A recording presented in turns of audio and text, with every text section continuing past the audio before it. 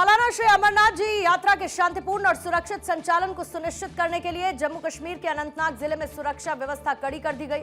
दक्षिण कश्मीर के पहलगाम मुख्य बेस कैंप और इसके आसपास के संवेदनशील और जंगली क्षेत्रों में सुरक्षा बलों ने व्यापक तलाशी अभियान चलाया।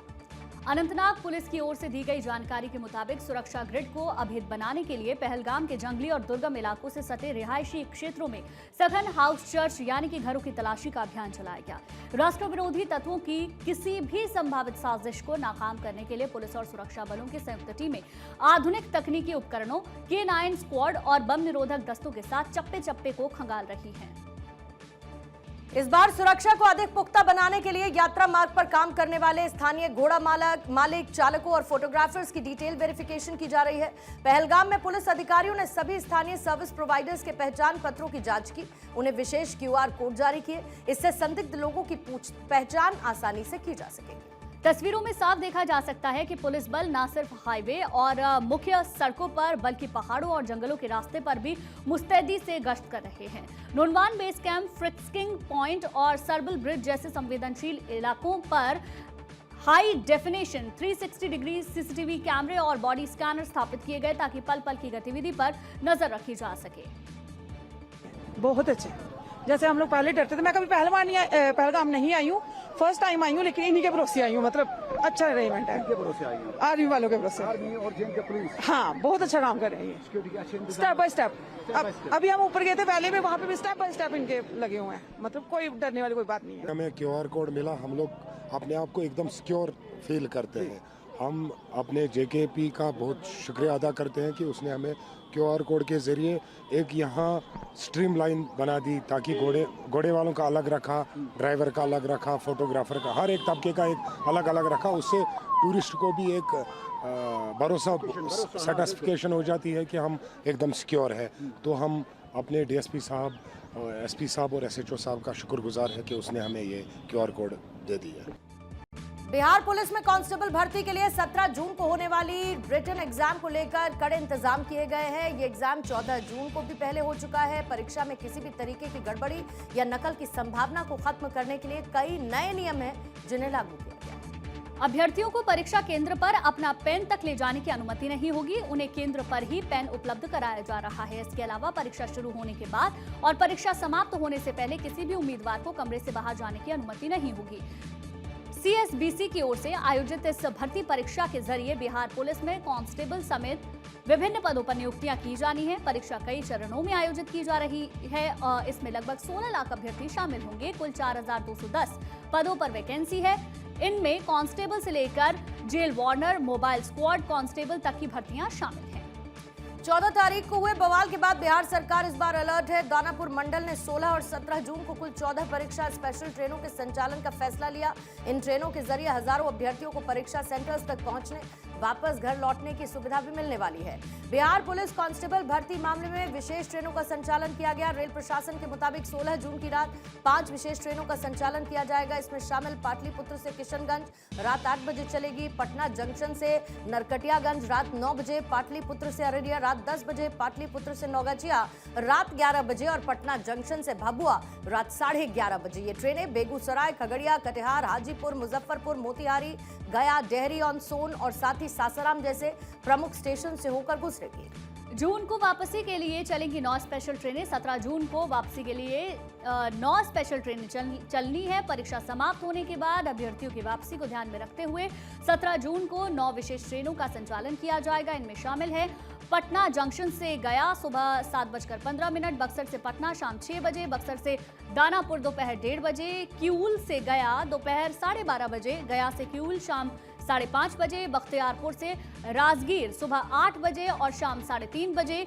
राजगीर से बख्तियारपुर दोपहर 1 बजे और शाम 6:15 पर। इन ट्रेनों का संचालन नालंदा, बिहार शरीफ, नवादा, शेखपुरा जैसे महत्वपूर्ण स्टेशन के रास्तों पर किया जाएगा।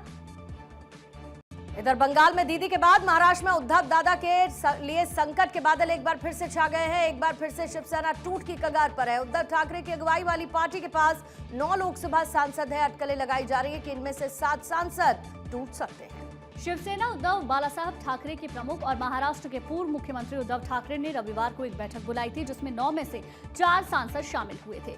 इसी बीच पार्टी के एक सांसद दिल्ली पहुंचे और केंद्रीय मंत्री से मुलाकात की। मीडिया रिपोर्ट्स के मुताबिक यवतमाल वाशिम सांसद संजय देशमुख ने दिल्ली में केंद्रीय मंत्री प्रताप जाधव से मुलाकात की। खास बात यह है कि जाधव शिंदे सेना में शामिल है। इसके साथ ही अटकलें लगाई जाने लगी हैं कि जल्द ही उद्धव की पार्टी के कुछ सांसद शिंदे गुट में जा सकते हैं। देशमुख भी मातोश्री में हुई बैठक में ऑनलाइन उपस्थित हुए। हालांकि जाधव ने इसे सामान्य मुलाकात बताया। उद्धव शिवसेना में असंतोष की अटकलों के बीच उद्धव ठाकरे ने सांसदों के बाद अब अपने विधायकों की एक इंपॉर्टेंट मीटिंग बुलाई।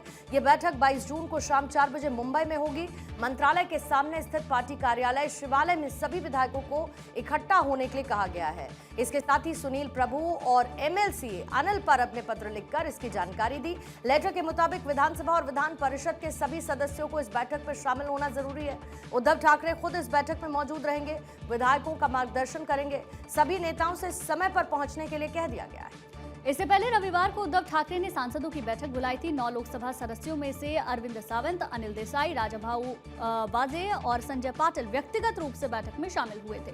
संजय राउत ने बताया कि ओम प्रकाश राजे, निम्बालकर, भाऊ साहेब वाकचोरे, नगेश बापूराव, पाटिल अष्टिकर और संजय देशमुख ने ऑनलाइन बैठक में हिस्सा लिया, जबकि संजय जाधव ने फोन पर ठाकरे से बात की। आपको बता दें कि शिवसेना यूबीटी के वर्तमान में 9 सांसद हैं और 19 विधायक हैं। दरअसल शिवसेना एमएलसी कृपाल तुमाने ने बड़ा दावा किया कि ऑपरेशन टाइगर के तहत 7 सांसद और 16 विधायक उनके संपर्क में हैं।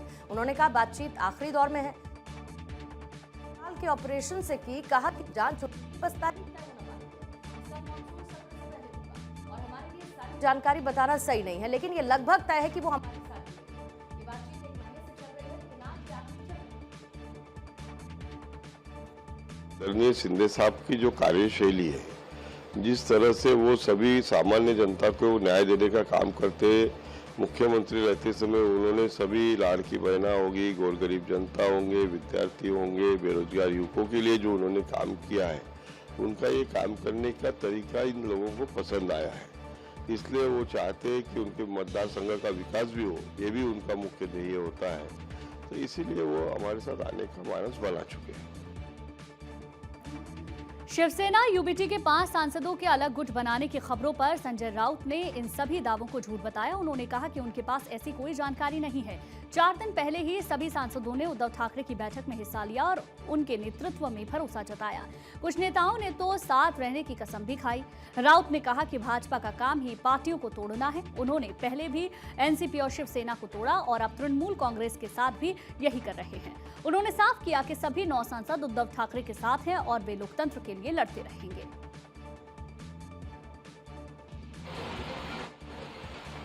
इस प्रकार की कोई जानकारी तो हमारे पास नहीं।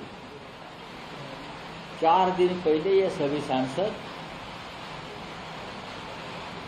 शिवसेना पार्टी चीफ उद्धव ठाकरे जी ने जो मीटिंग बुलाई थी उसमें शामिल हो गए थे। कुछ वहां आए थे, कुछ ऑनलाइन शामिल हो गए थे और सभी ने उद्धव ठाकरे जी के नेतृत्व पर विश्वास व्यक्त किया।